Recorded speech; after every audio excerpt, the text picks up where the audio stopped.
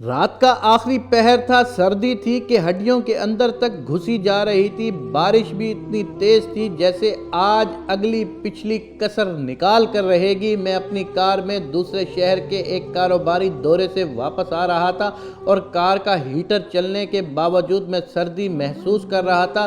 دل میں ایک ہی خواہش تھی کہ بس جلد از جلد گھر پہنچ کر بستر میں گھس کر سو جاؤں۔ مجھے اس وقت کمبل اور بستر ہی سب سے بڑی نعمت لگ رہے تھے۔ سڑکیں بالکل سنسان تھیں، حتیٰ کہ کوئی جانور بھی نظر نہیں آ رہا تھا۔ لوگ اس سرد موسم میں اپنے گرم بستروں میں دبکے ہوئے تھے۔ جیسے ہی میں نے کار اپنی گلی میں موڑی تو مجھے کار کی روشنی میں بھیگتی بارش میں ایک سایہ نظر آیا۔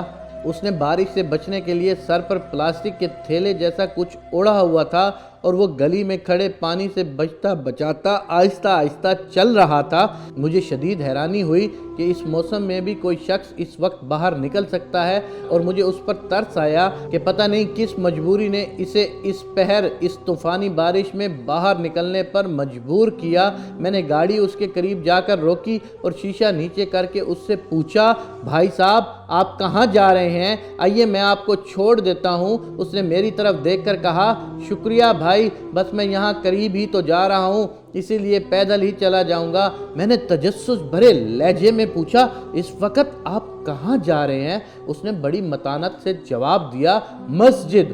میں نے حیرانی سے پوچھا، اس وقت مسجد میں کیا کرنے جا رہے ہیں؟ اس نے کہا، میں اس مسجد کا مؤذن ہوں اور فجر کی اذان دینے کے لیے مسجد میں جا رہا ہوں۔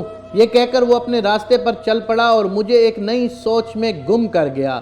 کیا آج تک ہم نے کبھی سوچا ہے کہ سخت سردی کی رات میں طوفان ہو یا بارش ہو، کون ہے جو اپنے وقت پر اللہ کے بلاوے کی صدا بلند کرتا ہے؟ کون ہے جو ہمیں بتاتا ہے کہ نماز نیند سے بہتر ہے؟ کون ہے جو یہ اعلان کرتا ہے کہ آؤ نماز کی طرف، آؤ کامیابی کی طرف، اور اسے اس کی کامیابی کا کتنا یقین ہے کہ اسے اس فرض کے ادا کرنے سے نہ تو سردی روک سکتی ہے اور نہ ہی بارش۔ جب ساری دنیا اپنے گرم بستروں میں نیند کے مزے لے رہی ہوتی ہے، وہ اپنے فرض کو ادا کرنے کے لیے اٹھ جاتا ہے، تب مجھے علم ہوا کہ یقیناً ایسے ہی لوگ ہیں جن کی وجہ سے اللہ ہم پر مہربان ہے، اور انہی لوگوں کی برکت سے دنیا کا نظام چل رہا ہے۔ میرا دل چاہا کہ نیچے اتر کر اسے سلام کروں، لیکن وہ جا چکا تھا، اور تھوڑی دیر بعد جیسے ہی فضا اللہ اکبر کی صدا سے گونجی، میرے قدم بھی مسجد کی جانب اٹھ گئے۔ آج مجھے سردی میں مسجد کی طرف چلنا گرم بستر اور نیند سے بھی زیادہ اچھا لگ رہا تھا۔ اللہ کریم ہمیں 5 وقت کا باجماعت نماز پڑھنے کی ہمت، طاقت اور استطاعت عطا فرمائے، آمین یا رب العالمین۔ کبھی تم ایک بار صرف اللہ کی طرف قدم اٹھا کر جب دیکھو گے،